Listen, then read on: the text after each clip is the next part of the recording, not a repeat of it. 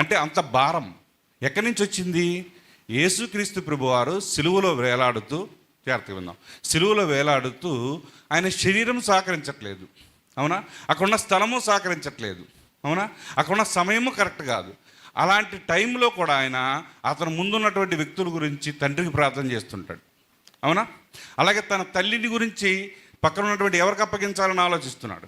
అలాగే పక్కన ఉన్నటువంటి దొంగను రక్షించడానికి ఏం చేయాలని ఆలోచిస్తున్నాడు. చూస్తున్నారా? పరిస్థితులు బాగలేదు, శరీర పరిస్థితి బాగలేదు, ఆరోగ్య పరిస్థితి బాగలేదు.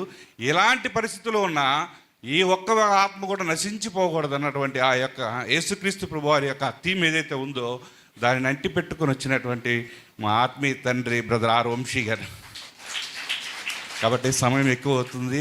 ఇంత గొప్ప అవకాశం దేవుడు మాకిచ్చాడు, మేము వినియోగించుకుంటున్నాం.